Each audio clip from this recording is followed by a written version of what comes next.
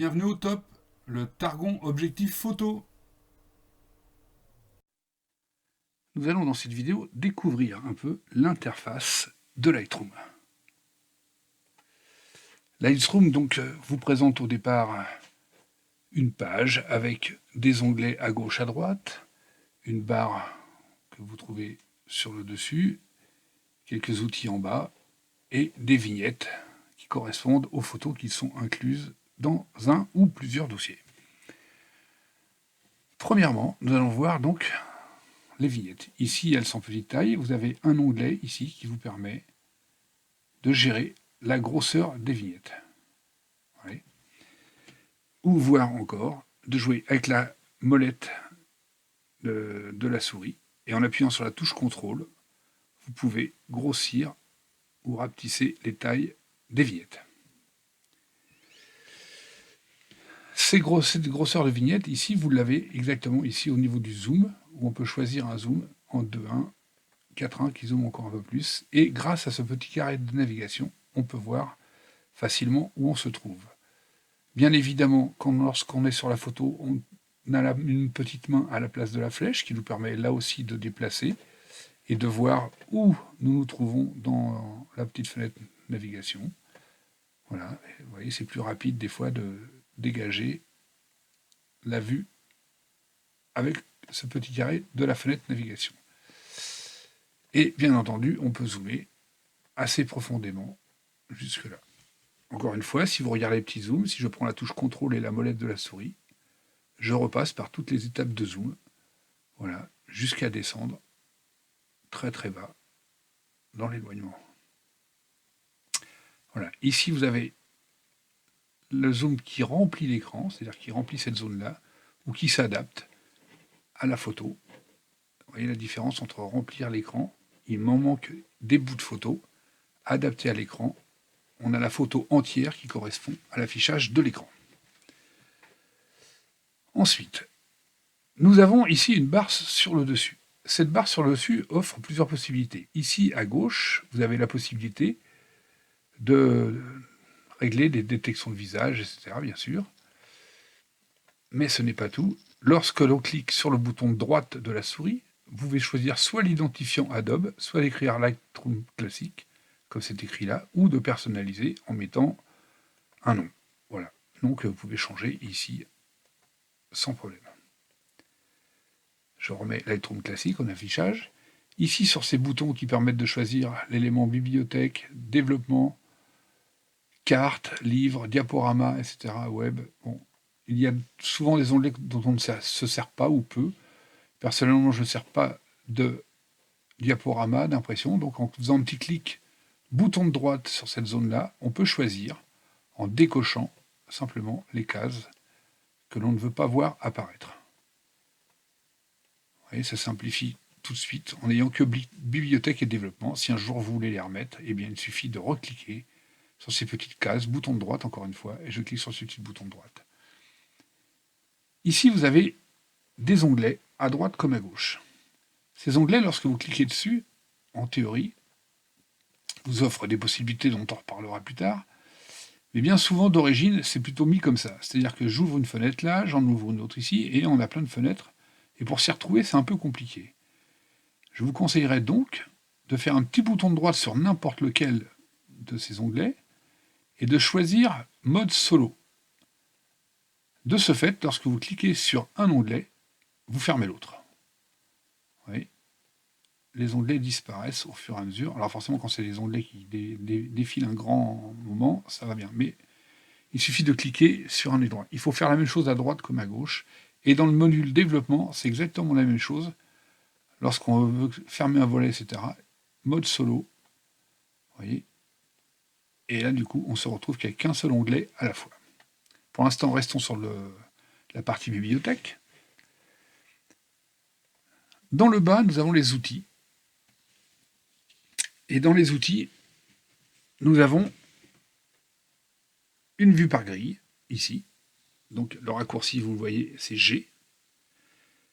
Un mode loop, qui n'affiche donc qu'une photo. Si j'affiche que cette photo, que j'appuie sur le raccourci E, ou que je clique sur ce petit icône, j'ai la photo entière qui correspond souvent à ce qu'on avait réglé par zoom au départ à l'affichage.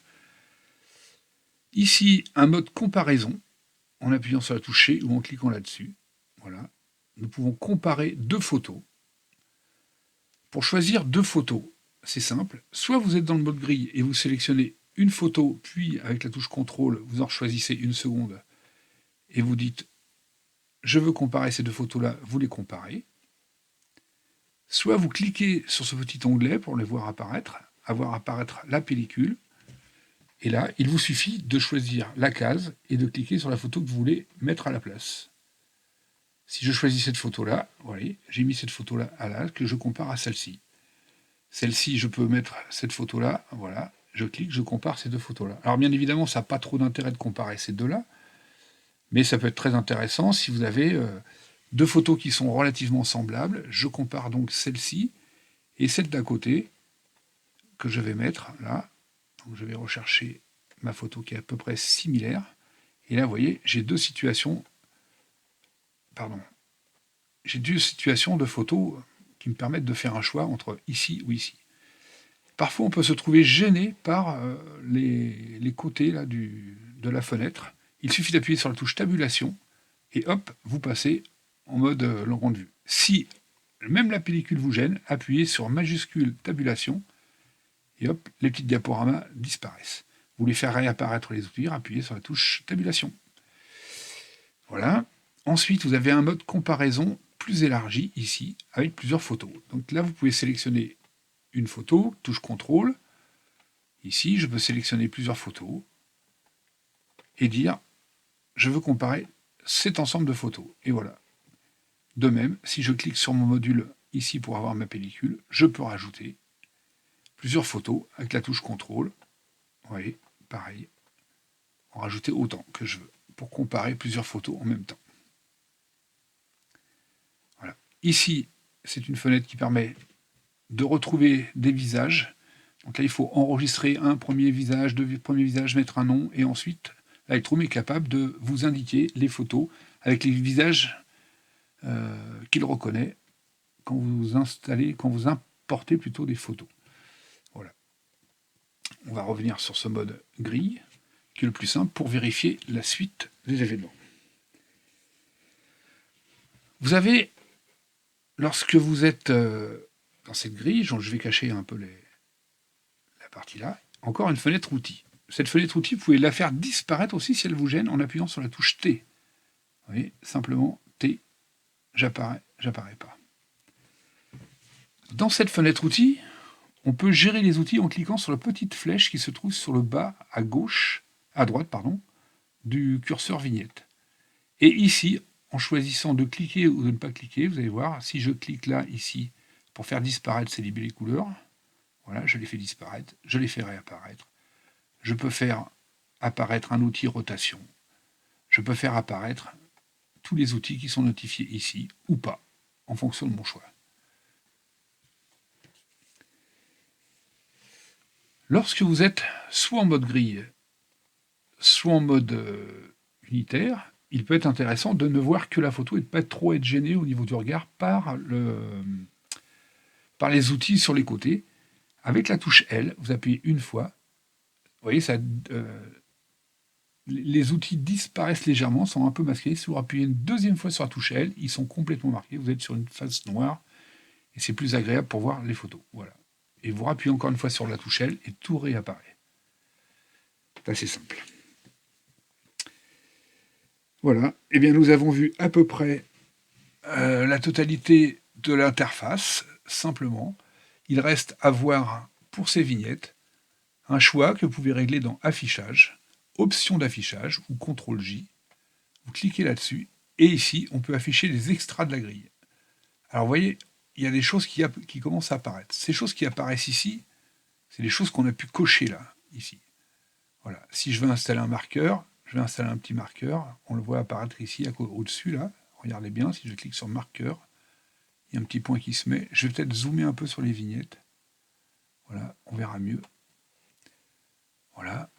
Vous voyez, marqueur et un petit drapeau qui se met. Hein. Alors, le petit marqueur, c'est ça. Si je l'affiche dans les vignettes, marquage, et que je mets un petit drapeau ici, hop, mon petit drapeau apparaît sur ma photo.